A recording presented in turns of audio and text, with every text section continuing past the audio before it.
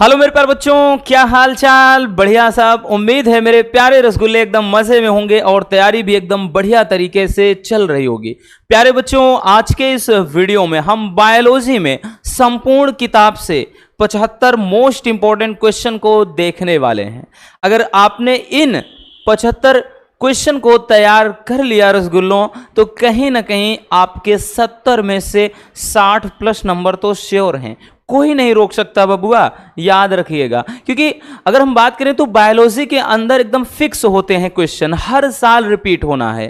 क्योंकि इसमें ना तो थ्योरी, मतलब उस तरह से थ्योरी बेस्ड क्वेश्चन आएंगे जैसे फिजिक्स में होता है, ना तो न्यूमेरिकल है, ना तो डेरिवेशन है। ठीक है, इसलिए इसमें जो क्वेश्चन होते हैं वही बार बार यानी हर साल आपके रिपीट होते हैं। और जो टेंशन है बच्चों की, वो टेंशन बस 1-2 दिन में हम दूर करने वाले हैं। क्योंकि अब वन शॉट के लिए हम पीपीटी फाइल तैयार कर रहे हैं भैया। बायोलॉजी में 1 दिन में 1 चैप्टर का निपटारा। बिल्कुल नहीं परेशान होना रसगुल्लो, मोहनू सर है ना, तो मजे में पढ़िए। चलिए देख लेते हैं भैया क्लास 12th बायोलॉजी 2025 के लिए आज हम देखने वाले हैं 75 मोस्ट इंपॉर्टेंट क्वेश्चन। ये सारे के सारे क्वेश्चन आपके बहुत ही ज़्यादा महत्वपूर्ण हैं और इनको अच्छे से आपको नोट करते चलना है। और बाकी इन पर हमने बताया ना कि एक मैराथन वीडियो भी आएगी। ठीक है, चलिए तो समझ लेते हैं कौन कौन से ये क्वेश्चन हैं।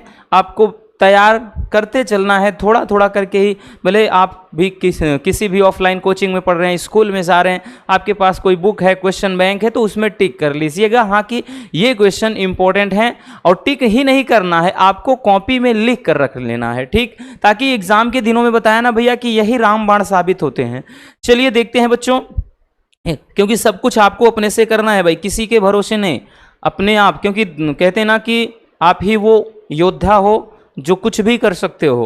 ठीक, तो आपको दूसरों के कंधों पर बंदूक रख के नहीं चलाना है, खुद के कंधों पर भरोसा होना चाहिए और खुद के कंधे मजबूत होने चाहिए, तभी आप युद्ध जीत सकते हो, है ना। चलिए, कोई साथ नहीं देगा, याद रखना। लघु बीजाणुधानी पहला क्वेश्चन, या फिर अपन बोलते हैं इसी को पराग कोश की स्ट्रक्चर।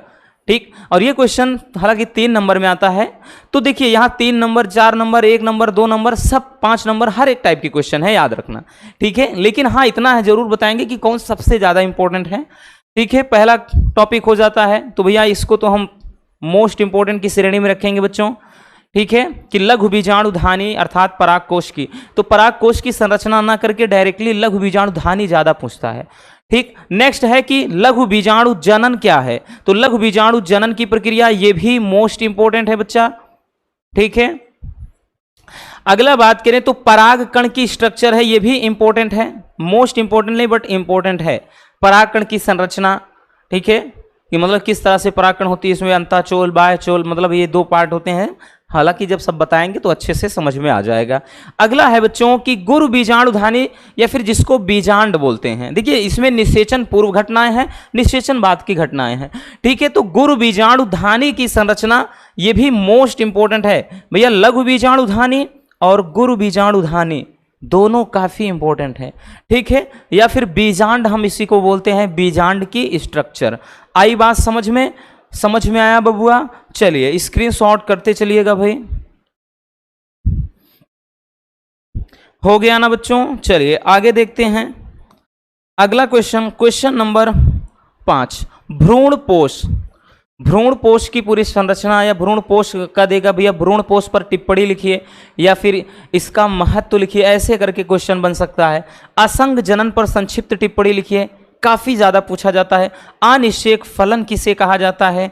ठीक है, और दोहरा निषेचन क्या है? देखिए ये टॉपिक असंग जनन, अनिषेक फलन छोटे छोटे से हैं।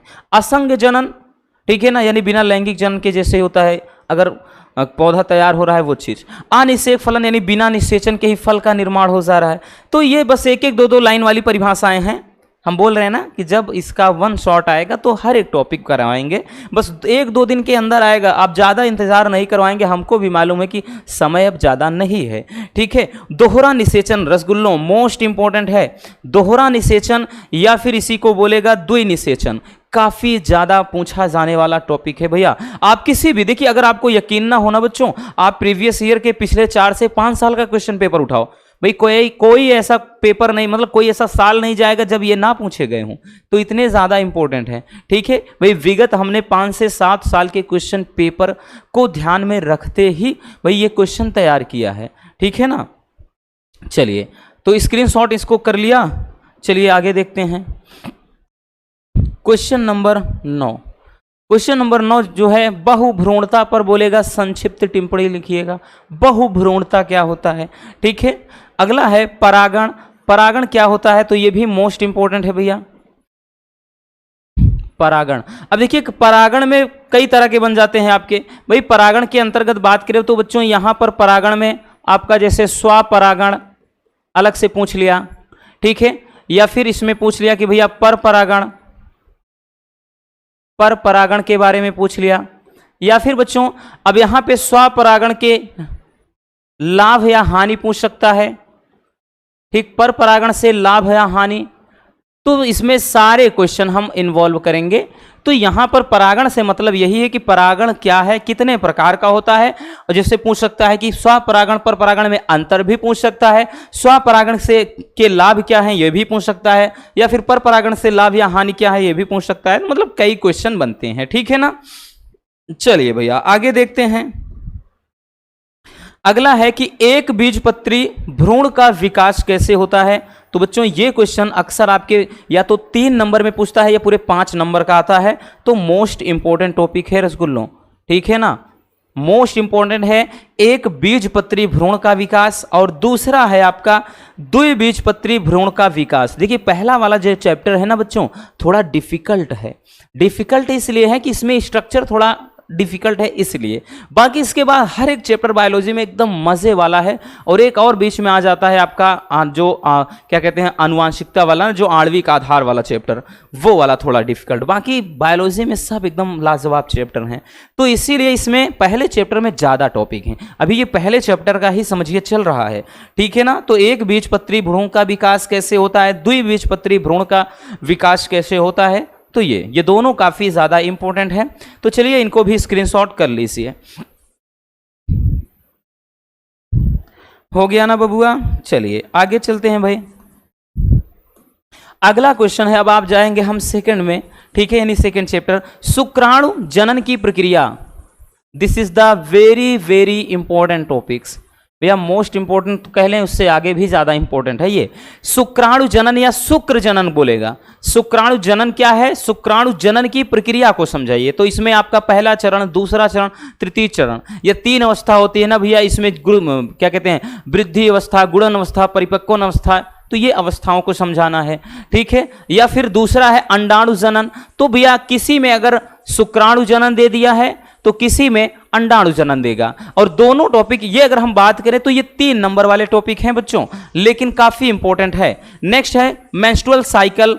ठीक है ना, मासिक चक्र, या फिर इसी को ऋतु चक्र मतलब या फिर आवर्त चक्र के नाम से जाना जाता है। तो ये भी काफी ज्यादा इंपॉर्टेंट है। ठीक, नेक्स्ट है निषेचन क्या है, निषेचन की प्रक्रिया समझे। इसे पूछेगा कि निषेचन क्या है और निषेचन की प्रक्रिया कहां पर संपन्न होती है। ठीक है ना, तो कुछ इस तरह से क्वेश्चन बनता है। या पूछ लेगा कि भाई निषेचन पर संक्षिप्त टिप्पणी लिखिए, बस सीधी सी बात। ठीक, आई बात समझ में। चलिए स्क्रीनशॉट कर लेना बच्चों। हो गया भैया, चलिए आगे चलते हैं। आगे देखते हैं हम अगला क्वेश्चन। अगला क्वेश्चन, क्वेश्चन नंबर 17, अपरा क्या है, अपरा के कार्य, या फिर प्लेसेंटा पर संक्षिप्त टिप्पणी लिखिए। This is the most important topic. ये भी बच्चों मोस्ट इंपॉर्टेंट टॉपिक है, ध्यान देना भैया। ठीक है, अपरा या जिसको प्लेसेंटा, कभी कभार ऐसे हिंदी में ही लिखा रहेगा, अंग्रेजी वर्ड है प्लेसेंटा इसका, लेकिन हिंदी में ही दे देगा है प्लेसेंटा पर संक्षिप्त टिप्पणी लिखिए, या फिर कह देगा अपरा क्या है और अपरा के कार्य लिखिए। ये सारे टॉपिक ना हम 100% गारंटी के साथ करें, जिस टाइम आपको बताएंगे आप दोबारा इसको भूल ही नहीं सकते हैं, इतना जरूर भाई, ये हम दावे के साथ कह रहे हैं बच्चों, इससे ज़्यादा कुछ नहीं कह सकते। ठीक, क्योंकि ये इतने आसान वाले टॉपिक है ना, बस भाई वही होता है ना कि किस तरह से आपको देना है, किस तरह से आपको बताना है, ये भाई सबसे ज़्यादा जरूरी होता है। तो वो हमको पता है कि आपको कैसे देना है, किस तरह से आपको बताना है। ठीक है ना, नहीं तो आप पिछले साल की सारी वीडियोस देख लीजिए, मालूम पड़ जाएगा भैया। ठीक है ना, अगला नर जनन तंत्र। ठीक, नर जनन तंत्र की स्ट्रक्चर बोलेगा। ठीक, नर जनन तंत्र मोस्ट इंपोर्टेंट, पूरे 5 नंबर वाला टॉपिक होता है। 2022 में तो भैया 5 सेट में आया था। और एक चीज ध्यान देना, ये फिगर वगैरह भी कभी कभार मतलब ये जैसे है सचित्र वर्णन, अगर वर्णन नहीं आया तो 2 नंबर का आ जाएगा, केवल नर जनन तंत्र का नामांकित चित्र बनाइए, ऐसे बोल देगा। ठीक, तो यहां पर हमने चित्र वाला नहीं रखा है, तो केवल अभी टॉपिक देख रहे हैं। नेक्स्ट, मादा जनन तंत्र का सचित्र वर्णन, ये भी बच्चों मोस्ट इंपोर्टेंट। तो भैया जैसे किसी में नर जनन पूछ लिया तो किसी में मादा जनन तंत्र पूछ लेगा। और ये दोनों टॉपिक अगर हम बात करें बच्चों तो 5 नंबर के पूछे जाते हैं। ठीक, अगला है बच्चों जनसंख्या वृद्धि या फिर जनसंख्या विस्फोट पर संक्षिप्त टिप्पणी तो नहीं कहेगा, लेकिन यहां पर डायरेक्टली ये बोलेगा कि जनसंख्या वृद्धि या जनसंख्या विस्फोट पर निबंध लिखिए। जैसे मान लेते हैं कि ये सर नहीं आया है तो ये पूछ लेगा, ये भी मोस्ट इंपोर्टेंट है। तो भैया आप इसको एक निबंध की तरह से लिख सकते हैं, और ये भी बच्चों ज़्यादातर 5 नंबर में ही पूछा जाता है। ठीक है, जनसंख्या विस्फोट या जनसंख्या वृद्धि के कारण, ठीक, और उसको जनसंख्या वृद्धि को रोकने के कुछ उपाय या कम करने के उपाय, ऐसे क्वेश्चन बनेगा। या डायरेक्टली बोल देगा कि निबंध लिखिए। ठीक है, बस ये चीज़ होता है। चलिए स्क्रीनशॉट कर लीजिए। हो गया भैया। चलिए आगे देखते हैं बच्चों, आगे क्या है। क्वेश्चन नंबर 21, परिवार नियोजन क्या होता है। ठीक, यह परिवार को सीमित करने के लिए क्या उपाय किए जा सकते हैं, ऐसे बोल देगा। या फिर बोल देगा कि परिवार नियोजन पर टिप्पणी लिखिए, या फिर बोल देगा कि परिवार नियोजन से आप क्या समझते हैं। तो चाहे जैसे पूछे रसगुल्लो, हमारा भाई सिर्फ एक ही मकसद है, चीन टपाक डम डम, है ना। तो हम सबका मकसद सिर्फ एक ही है भैया, कुछ भी बोल दे हमको तो वही चीज़ है कि भाई परिवार नियोजन के बारे में लिखना है। अगला है कि सगर्भता का चिकित्सीय समापन, काफ़ी ज़्यादा पूछा जाता है। इसको अगर इंग्लिश में बोले तो MTP बोला जाता है बच्चों, मेडिकल टर्मिनेशन ऑफ प्रेगनेंसी। ठीक, कि सगर्भता का, देखिए सगर्भता का मतलब जो प्रेगनेंसी होती है, चिकित्सीय समापन यानी मेडिकली, ठीक, समापन बंदी नष्ट कर देना। ठीक है, तो MTP medical termination of pregnancy, तो मतलब क्या है, प्रेगनेंसी को मेडिकल मेथड से क्या कर देना, नष्ट कर देना, यानी गर्भ को खत्म कर देना। ये होता है सगर्भता का चिकित्सीय समापन। ये इस पे टिप्पणी बहुत ज़्यादा पूछता है, तो मोस्ट इंपॉर्टेंट टॉपिक है भैया। ठीक, बहुत ज़्यादा पूछता है कि ये ज़रूरत कब होती है, जैसे भाई किसी के अंदर अनचाहा गर्भ आ जाए, कोई दवाई विफल हो जाए गर्भ निरोधक, या भाई किसी महिला के साथ, किसी लड़की के साथ छेड़खानी होती है, रेप या बलात्कार होता है, उस केसेस में प्रेगनेंसी आ जाए, तो ऐसे केसेस में ये सब करवाना ज़रूरी होता है। हालांकि वैसे भाई वैसे बिना मतलब के ये सब करवाना तो गैर कानूनी है। ठीक है ना, तो ये सब हम डिटेल्स में बाद में समझेंगे, अभी इतना जान लीजिए टॉपिक है। अगला है उल्ब वेधन, या इसको ऐसे न करके बोल देगा एमनियोसेंटेसिस, एमनियोसेंटेसिस उल्ब वेधन। This is the most important topic, ये भी रसगुल्लों आपका काफी ज्यादा इंपॉर्टेंट है। एमनियोसेंटेसिस यानी उल्ब वेधन, इसमें होता क्या है कि मतलब जो एमनियो द्रव होता है किसके, भ्रूण के चारों ओर, शिशु के चारों ओर, जो अंदर वो जब वो गर्भ में होता है तो इंजेक्शन के माध्यम से एमनियो द्रव निकाल लेते हैं, फिर उसकी जांच करते हैं कि बच्चा हेल्दी है कि नहीं है, कोई विकार तो नहीं है उसके अंदर। ठीक है, फिर ये भी पता चल जाता है कि वो जो अंदर पल रहा है लड़का है कि लड़की है। तो यही सारी प्रक्रिया होती है उल्ब वेधन में। ठीक है, इसीलिए तो बोल रहे हैं ना, जब हम बताएंगे ना तब मजा आएगा। ठीक, बस 1-2 दिन और सब्र कर लीजिए बस। अगला है स्वपात्रे निषेचन, जिसको बोलते हैं बच्चों IVF तकनीक, IVF इन विट्रो फर्टिलाइजेशन। स्वपात्रे निषेचन या बोलेगा IVF तकनीक पर टिप्पणी लिखिए, या फिर डायरेक्टली इसको ऐसे बोल देगा बच्चों कि परख नली शिशु, परख नली शिशु, परख नली शिशु। ठीक, तो कई तरीके से पूछता है, तो ये भी मोस्ट इंपॉर्टेंट है। हर साल कभी कभार तो ये 3-3, 4-4 सेट में, 5-5 सेट में आ जाता है। परख नली शिशु या IVF तकनीक, या फिर इसी को पात्रे निषेचन या इसी को स्वपात्रे निषेचन कहा जाता है। ठीक, यानी ये ऐसी टेक्नोलॉजी है जब कोई पति पत्नी को संतान नहीं होती है तो भैया उनमें क्या होता है, स्वपात्रे निषेचन, ये टेक्नोलॉजी अपनाई जाती है संतान का सुख देने के लिए। ठीक है ना, चलिए स्क्रीनशॉट कर लीजिए बबुआ। हो गया ना भाई, चलिए आगे चलते हैं। क्वेश्चन नंबर 25, क्वेश्चन नंबर 25 क्या है, अपूर्ण प्रभाविता। ठीक, ये आपका जो मेंडल वाला चैप्टर है, आनुवांशिक वाला, ठीक है। तो अपूर्ण प्रभाविता, सह प्रभाविता, बहु प्रभाविता, तो ये तीन के तीनों को हम साथ में लेकर चलेंगे, क्योंकि बच्चों ये तीनों टॉपिक, एक अपूर्ण प्रभाविता, सह प्रभाविता, एक बहु प्रभाविता, ये मेंडल के नियम के अपवाद हैं, ठीक है ना। ये क्या है, मेंडल के नियम के अपवाद हैं। और ये जो क्वेश्चन अगर इनमें से कोई, तीनों में से कोई एक तो 100% है और 3 नंबर का आता है, तो ये सारे के सारे topic very very important topic है बच्चों, ठीक है। बोल देगा कि अपूर्ण प्रभाविता पर टिप्पणी लिखिए, या किसी में आ जाएगा सह प्रभाविता पर टिप्पणी लिखिए, या फिर आ जाएगा बहु प्रभाविता पर टिप्पणी लिखिए। तो ये तीनों टॉपिक काफी ज्यादा पूछे जाते हैं। नेक्स्ट है कि मेंडल के नियम, ये भी मोस्ट इंपॉर्टेंट, और ये तो कभी कभार 5 नंबर में पूछ लेता है। अब जैसे मेंडल के नियम में यहां पर आएगा आपका, मेंडल के अगर नियम की बात करें भैया, तो इसमें जैसे हो जाएगा एक पृथक्करण का नियम,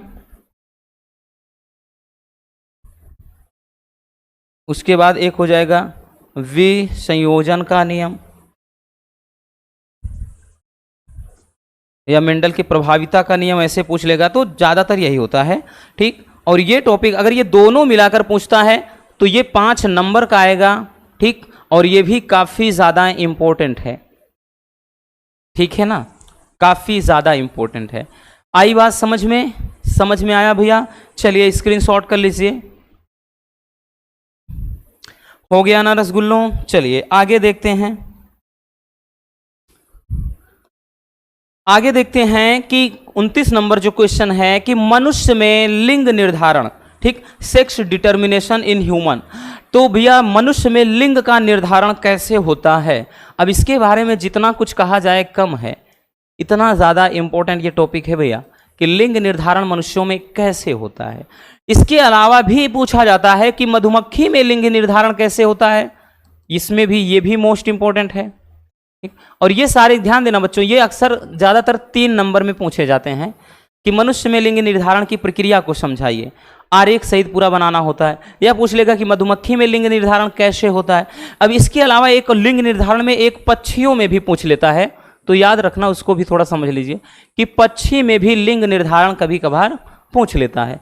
अगला है कि लिंग सहलग्न वंशागति, या फिर कह लगा लिंग सहलग्न लक्षण, और ये काफी इंपॉर्टेंट है भैया, ये भी काफी इंपॉर्टेंट। जैसे इसमें यक्ष सहलग्न आ जाएगा, यक्ष वाई सहलग्न आ जाएगा। अरे इससे संबंधित अगर आपको याद हो भैया, 1 मिनट, इससे संबंधित जैसे आपका इसमें होता है ना कि वर्णांधता, ठीक, और उसके बाद क्या कहते हैं, वर्णांधता के अलावा एक जैसे हीमोफीलिया, तो ये सारी जो बीमारी है इनके बारे में लिखना होता है पूरा, ठीक। तो यक्ष सहलग्न मतलब यहाँ पे लिंग सहलग्न रोग दे पूछेगा, या लिंग सहलग्न लक्षण कह देगा, या लिंग सहलग्न वंशागति कह देगा, ठीक है। तो ये भी काफी ज्यादा पूछा जाता है, ठीक। चलिए आगे क्या है, डीएनए फिंगर प्रिंटिंग, या कहेगा इसको डीएनए अंगुली छाप। क्या बोलेगा?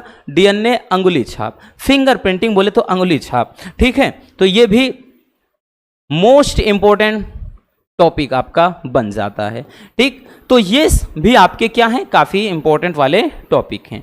तो भैया जो सबसे ज्यादा इंपॉर्टेंट हो तो हम लिख ही दे रहे हैं, समझ लीजिएगा। चलिए इसको स्क्रीनशॉट कर लीजिए।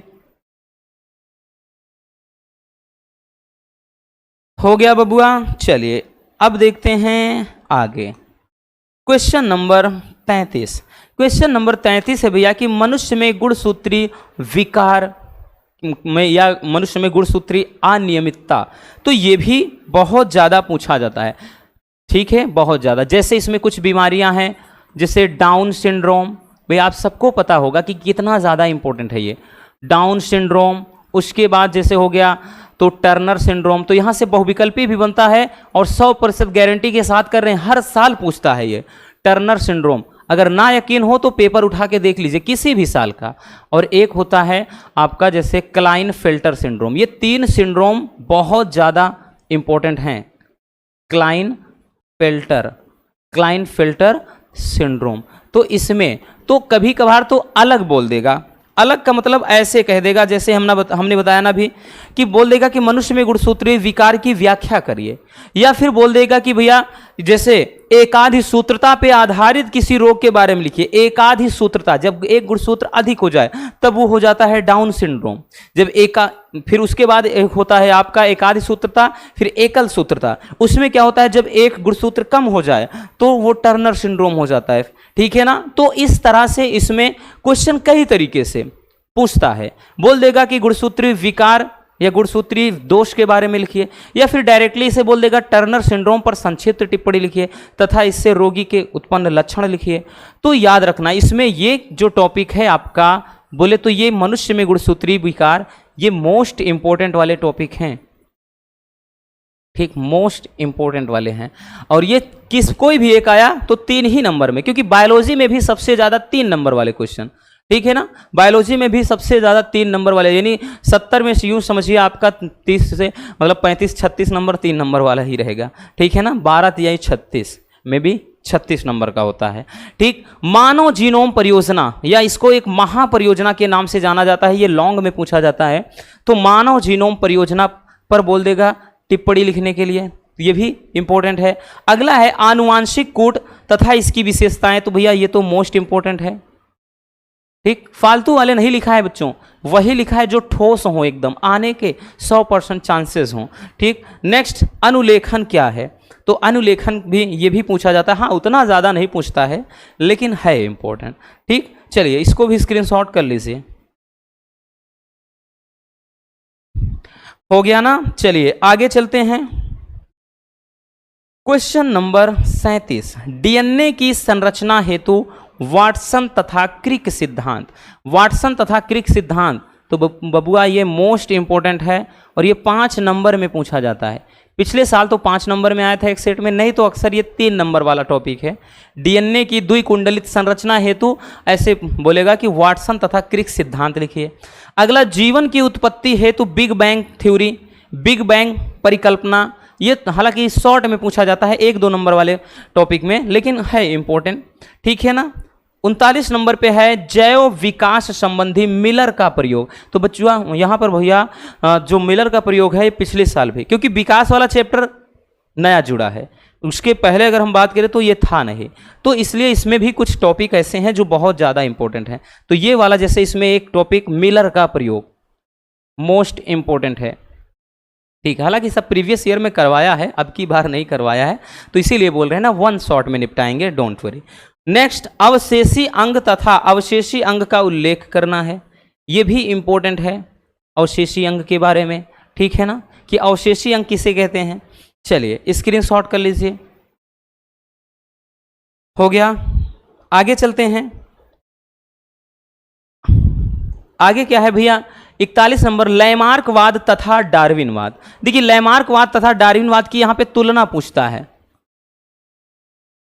या फिर पूछ लेगा कि जिराफ तथा सर्प का उदाहरण देते हुए लैमार्कवाद तथा डार्विनवाद में अंतर लिखिए, या पूछ लेगा कि भैया अलग से लैमार्कवाद क्या है, उदाहरण से समझाइए, या फिर डार्विनवाद क्या है, इनको आपको समझाना है। ठीक है ना। उसके बाद नेक्स्ट है ह्यूगो डी ब्रिज का उत्परिवर्तन का सिद्धांत, ये भी काफी इंपॉर्टेंट है। नेक्स्ट है आधुनिक मानव पर टिप्पणी लिखिए, तो भैया ये मोस्ट इंपॉर्टेंट है। ठीक, या आधुनिक मानव का विकास कैसे हुआ ऐसे पूछ लेगा, या क्रोमैग्निन पर के पूछा जाता है एक मानव, वो वाला भी। नेक्स्ट है कि मलेरिया के कारक, लक्षण एवं बचाव के उपाय, तो मोस्ट इंपॉर्टेंट है क्योंकि ये 5 नंबर वाले क्वेश्चन है भैया, ये 5 नंबर वाले लॉन्ग वाले हैं। ठीक भाई, आपका ऐसे पूछ लेगा कि डायरेक्टली मलेरिया के कारक मतलब कारक क्या होता है। ठीक, तब तो 1 नंबर में आ गया। बाकी ये लक्षण इसका पूछ लिया तो 2 मतलब 3 नंबर वाले में, पूरा इसका जीवन चक्र ही पूछ लिया, बचाव के उपाय वगैरह सब, तो ये 5 नंबर का बन जाता है। ठीक है ना। चलिए स्क्रीनशॉट कर लीजिए। चलिए आगे देखते हैं। क्वेश्चन नंबर 45, क्वेश्चन नंबर 45 से टीका तथा टीकाकरण। ठीक, वैक्सीन या वैक्सीनेशन। ठीक है ना, ये भी काफी पूछता है, छोटा सा ही टॉपिक है लेकिन इंपॉर्टेंट है। टीका क्या है, टीकाकरण, इस पर टिप्पणी लिखना होता है। प्रतिजैविक औषधि क्या होती है, तो किसी 2 से 3 प्रतिजैविक औषधियों के नाम लिखना होता है, तो ये मोस्ट इंपॉर्टेंट है। भले ही भैया ये शॉर्ट क्वेश्चन है, यानी छोटे क्वेश्चन, आपके ये 2 से 3 नंबर वाले क्वेश्चन हैं। प्रतिजैविक औषधि यानी एंटीबायोटिक, ठीक, जैसे पेनिसिलिन हो गया है ना, आपका स्ट्रेप्टोमाइसिन हो गया, ये सारी प्रतिजैविक औषधियाँ होती हैं, रेमाइसिन है। तो यही प्रतिजैविक औषधि क्या है, उदाहरण सहित समझाइए, मतलब उदाहरण सहित लिखिए, इसको बोलेगा। नेक्स्ट है कैंसर रोग के कारक, लक्षण एवं बचाव के उपाय। ठीक है, तो ये भी इंपॉर्टेंट होता है। ठीक, ये सब लॉन्ग वाले टॉपिक में आते हैं, याद रखना। बाकी इतना ज़्यादा इंपॉर्टेंट नहीं है, ये तो है लेकिन देखना पड़ेगा। अगला है अल्कोहल के कुप्रभाव या अल्कोहल के दुष्प्रभाव, इसका रोकथाम तथा उपचार। ये जरूर कहेंगे कि मोस्ट इंपॉर्टेंट है। ठीक, ऐसे या तो फिर ऐसे बोलेगा कि युवा पीढ़ी तथा अल्कोहल के बीच दुष्प्रभाव का वर्णन कीजिए, या फिर बोल देगा कि भाई आज के समय में, मतलब आज के समय में युवा पीढ़ी किस तरह अल्कोहल के प्रति मतलब खींचे जा रहे हैं, पूरा व्याख्या करना होगा। या फिर यही पूछ लेगा कि अल्कोहल का कुप्रभाव का वर्णन करिए। ठीक, या फिर पूछ लेगा कि अल्कोहल युवाओं की मानसिकता को किस तरह बिगाड़ रहा है, इसका पूरा व्याख्या कीजिए। तो कैसे भी पूछ ले बबुआ, मतलब क्या है, सेम है कि भैया अल्कोहल से क्या दुष्प्रभाव होता है, कैसे इसको रोकथाम करना है। ठीक, ये सारी चीज़ें लिखना होती हैं। चलिए स्क्रीनशॉट कर लीजिए। हो गया, आगे आ जाते हैं कि घरेलू उत्पाद में सूक्ष्म जीवों का महत्व। ठीक, इसको तो जरूर बोलेंगे बच्चों की मोस्ट इंपॉर्टेंट, मोस्ट नहीं, ये तो वेरी वेरी इंपॉर्टेंट में आ जाता है भैया, क्योंकि ये जिस चैप्टर से उस चैप्टर में कुल मिला के 2 से 3 टॉपिक ही हैं, चैप्टर में ही यही है पूरा सूक्ष्म जीवों के बारे में। ठीक है ना, तो ये काफ़ी ज़्यादा इंपॉर्टेंट है। और ये जब आता है ना तो बच्चों ये ज़्यादातर 5 नंबर में बन जाता है, नहीं तो 3 नंबर में पूछता है। सूक्ष्म जीव घरेलू उत्पाद में, घरेलू उत्पाद में जैसे सिरका बना रहे हैं, पनीर बन रहा है, ठीक है ना, आपका जैसे इडली डोसा कुछ बन रहा है, उसके अलावा और भी मतलब कुछ चीज़ें हैं, तो उन सब में भाई सूक्ष्म जीवों का क्या, जैसे दही बन रहा है तो सूक्ष्म जीवों का क्या योगदान होता है, कौन से सूक्ष्म जीव किस उत्पाद को बनाने में, जैसे लैक्टोबैसिलस दही में हो जाता है, ठीक है ना, इस तरह से। और उसके बाद जैसे क्या है, जैसे एसिटोबैक्टर एसिटी हो गया आपका, एसिटिक एसिड यानी सिरके में, तो ऐसे मतलब कौन सा सूक्ष्म जीव किस उत्पाद को बनाने में अहम रोल निभाता है, लिखना होता है। ठीक है ना, ठीक। और साथ ही साथ जैसे पेय पदार्थ औद्योगिक स्तर पर भी पूछ लेता है, जैसे भाई आप जिस शराब हो जाती है ना, चाहे जो हो, बियर विस्की ब्रांडी रम कुछ भी हो, उसमें पेय पदार्थ आपका जैसे हो जाता है कोका कोला है, थम्सअप है, स्प्राइट है, ठीक, माजा है, तो सब में मतलब माजा वगैरह में हालांकि उतना ज़्यादा नहीं होता है, ठीक, बाकी और सब में ये किण्वन प्रक्रिया द्वारा बनाया जाता है, तो यही महत्व के बारे में होता है। नेक्स्ट है बायोगैस, तो ये भी इंपॉर्टेंट है, जैव गैस कहेगा या बायोगैस, या बायोगैस संयंत्र पूरा पूछ लेता है कैसे बनता है, उसका पूरा सचित्र वर्णन। नेक्स्ट वाहित मल उपचार, या परिभाषा बड़ा पूछता है 1 नंबर का, वाहित मल किसे कहते हैं, जो नगर शहर कस्बों के जो नालियों में मल मूत्र कचरा बहता हुआ जाता है वही होता है वाहित मल। तो वाहित मल का उपचार कैसे करना होता है, किस तरह से उपचार होता है, क्योंकि भाई पता है हमको मालूम है जो गंगा जी चल रहे हैं, बह रही हैं, तो बहुत सारे नगर बसे हुए हैं आसपास, तो कचरा उसमें क्या होता है, ऐसे ही झोंक दिया जाता है। तो उस कचरे को हटाने के लिए, पानी को साफ करने के लिए, गटर का पानी उसमें गिराने के लिए, एकदम शुद्ध करके गिराने के लिए, मतलब जो संयंत्र होता है, यानी जो गंगा जो परियोजना के तहत, ठीक है ना, वो लगाया जाता है, तो वही सब होते हैं। पहले कचरे को क्या करना, छान कर अलग कर लेना, फिर उसके बाद उसको मथना, फिर उसमें बाद जो बैक्टीरिया है उनको नष्ट करना, दुनिया भर का इधर उधर करके फिर एकदम प्योरीफाई करके साफ सुथरा पानी डाला जाता है। तो यही होता है वाहित मल उपचार। ठीक, अगला है कि जैव उर्वरक क्या है, ये बड़ा ही टॉपिक इंपॉर्टेंट है बच्चों। जैव उर्वरक, जैव उर्वरक किसे कहते हैं, इसका क्या महत्व होता है, ठीक, पेड़ पौधों के बारे में पूछता है कि जैव उर्वरक क्या है, ठीक है ना, जो मतलब मिट्टी की उपजाऊ क्षमता को बढ़ा देते हैं, ठीक, उपज को बढ़ा देते हैं फसलों की, ठीक है ना, वही उर्वरक जैव उर्वरक होते हैं। चलिए इसको भी स्क्रीनशॉट कर लीजिए। हो गया, चलिए आगे देखते हैं। आगे देखिएगा पुनर्योगज डीएनए तकनीक, नेक्स्ट टॉपिक है। और अगला है 54 नंबर प्रतिबंधन एंजाइम, ये इंपॉर्टेंट है, प्रतिबंधन एंजाइम, ठीक, प्रतिबंधन एंजाइम या इसी को मॉलिक्यूलर सीजर कहा जाता है, ठीक है। कभी कभार ऐसे करके पूछ लेगा भैया, बोल देगा कि आणविक कैंची किसे कहते हैं, ठीक है, बायोलॉजी में यही तो चलता है थोड़ा, आणविक कैंची किसे कहते हैं, ऐसे पूछ लेगा। तो लिखेंगे प्रतिबंधन एंजाइम को आणविक कैंची कहते हैं, क्योंकि ये डीएनए को एक विशेष भाग से काटने के काम करता है, इसीलिए प्रतिबंधन एंजाइम या आणविक कैंची कहा जाता है। ठीक है, अब जोड़ने के लिए कौन एंजाइम होता है? लाइगेज होता है, याद रखना। ठीक, अगला है पीसीआर। ठीक, पीसीआर क्या होता है? पॉलीमरेज चेन रिएक्शन या पॉलीमरेज श्रृंखला अभिक्रिया करके पूछेगा, लेकिन टॉपिक जो है रसगुल्लों वो बड़ा ही मजेदार है, यानी इंपॉर्टेंट है। ठीक, पीसीआर पर संक्षिप्त टिप्पणी लिखिए, बहुत ज्यादा पूछा जाता है। ठीक, अगला है बायो रिएक्टर क्या है? ये भी इंपॉर्टेंट है आपका, तो मोस्ट इंपॉर्टेंट लिख देते हैं भैया, क्योंकि कुछ ज्यादा ही इंपॉर्टेंट है। तो बायो रिएक्टर क्या होता है? ठीक है ना, चलिए स्क्रीनशॉट कर लीजिए इसको भी।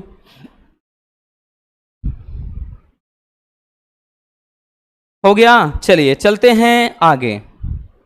अगला क्वेश्चन बबुआ, क्वेश्चन नंबर 57, पारजीनी जंतु क्या है? ये भी मोस्ट इंपॉर्टेंट है।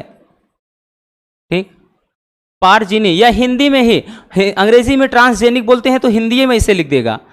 ट्रांसजेनिक जीव क्या है?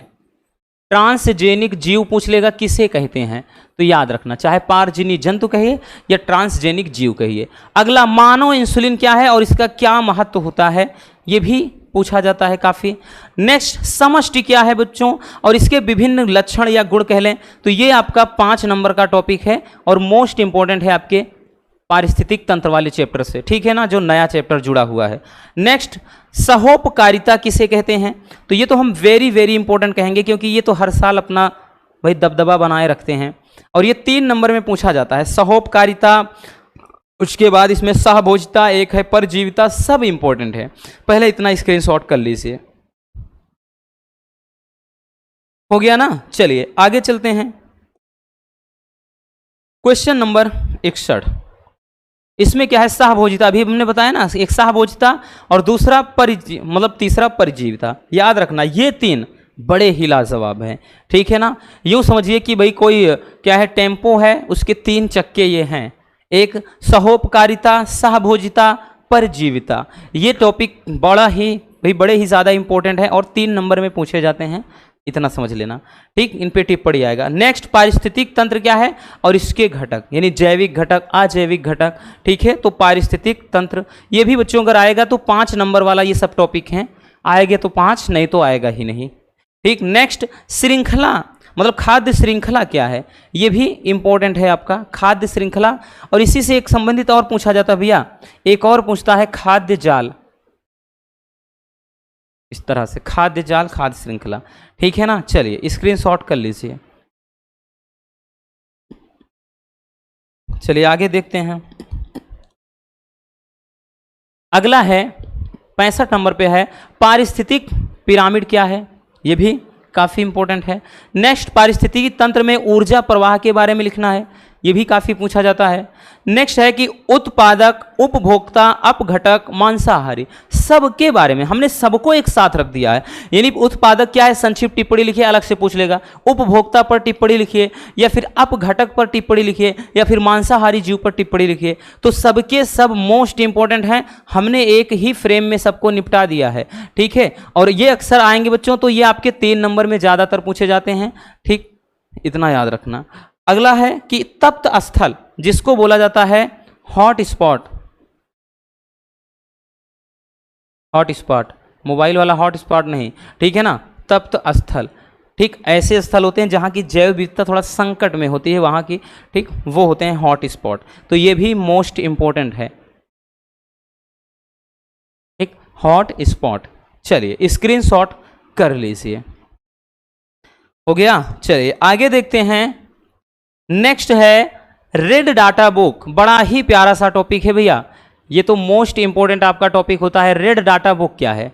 तो रेड डाटा बुक एक ऐसी बुक होती है जिसमें जो जीव नष्ट हो चुके हैं, जो विलुप्त होने के कगार पे हैं, या फिर जिनमें बहुत गहरा संकट है, उन सबका एक जो डेटा होता है, एक सूचीबद्ध तरीके से जो लिस्ट तैयार की जाती है इसी किताब में। ठीक है ना, तो इसको IUCN द्वारा जो जारी की गई किताब होती है, तो उसी किताब में जो रखा जाता है, यानी सबका पूरा लेखा जोखा होता है, उस बुक को कहा जाता है रेड डाटा बुक, ठीक है ना, यानी जो खतरे पे के निशान तक होते हैं वही चीज।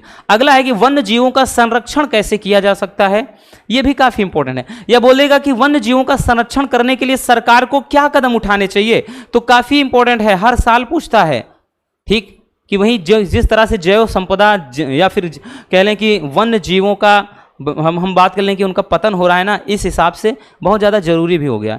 भाई एक समय में था कि अमेजॉन के जो जंगल थे उसको पृथ्वी का फेफड़ा कहा जाता था, क्योंकि हमको जो ऑक्सीजन मिलती है कहीं ना कहीं उसका बहुत बड़ा रोल होता है। लेकिन आज के समय में आसपास के लोगों ने इतना ज़्यादा आग लगाकर कटाई करके उसको धीरे धीरे किनारे से छांट दिया है, तो अब अगर ऊपर से देखो ना तो ऐसा लगता है कि बस फेफड़े में क्या हो गया भैया, धुआं घुस गया है और फेफड़ा अब डैमेज हो रहा है, यानी अब धीरे धीरे कैंसर हो रहा है। तो वही चीज़ हो रहा है, अब उस तरह से फेफड़े जैसा उसका आकार ही था, बीच से नदी गई थी, दोनों तरफ फेफड़े ऐसे बने थे, इसीलिए पृथ्वी का फेफड़ा उसे कहा जाता है, ठीक। लेकिन आज के लोगों ने ना हर जगह उंगली करना, हर जगह टांग अड़ाना उनका भाई उनकी आदत है, और जितना ज़्यादा उंगली करते हैं नेचर भी उनके साथ उतना ही उंगली करते ही और करेगी। जब तक ये बैलेंस अगर बना नहीं रहेगा ना तो यही होगा। एक समय ऐसा आएगा कि ऑक्सीजन की टैंक सर पर लगा के मास्क लगा के वो टहलेंगे, तब समझ में आएगा कि हाँ नेचर क्या चीज़ होता है, ठीक है। अब तो नहीं समझ में आता, बस आज पेड़ किसी को नहीं लगाना, बस काटना है, सबके अंदर यही चलता है, ठीक। देखिए अगला है संकटग्रस्त प्रजातियां क्या होती हैं, तो ये भी बहुत पूछता है, ठीक है। नेक्स्ट बायोस्फीयर, ठीक, या जैव मंडल जिसको कहा जाता है, जिस मंडल पर सभी हैं, ये भी काफी ज्यादा इंपॉर्टेंट होता है,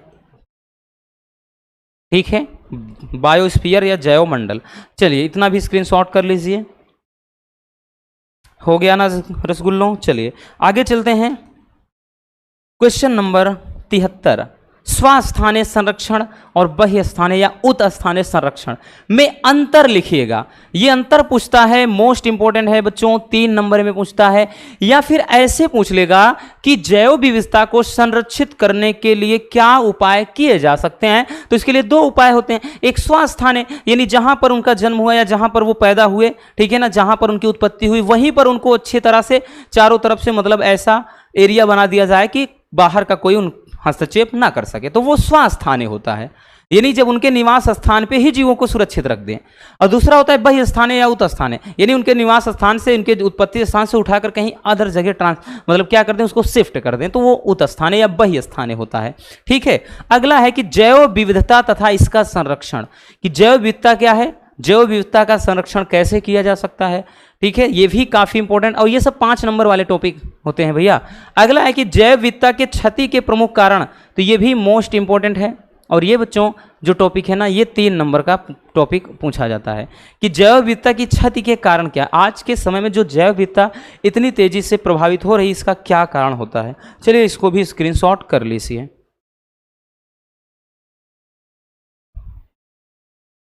हो गया भैया, तो बस आज के इस वीडियो में इतना ही। उम्मीद है मेरे प्यारे रसगुल्लों को ये टॉपिक अच्छे से समझ में आया होगा और वीडियो में काफ़ी ज़्यादा भाई मज़ा आई होगी। अगर वीडियो पसंद आई हो रसगुल्लों तो प्यार से एक लाइक ज़रूर कर देना, और नए हैं तो चैनल को सब्सक्राइब भी ज़रूर कर लीजिए, ताकि इसे मज़ेदार टॉपिक आप तक रेगुलर पहुँचते रहें।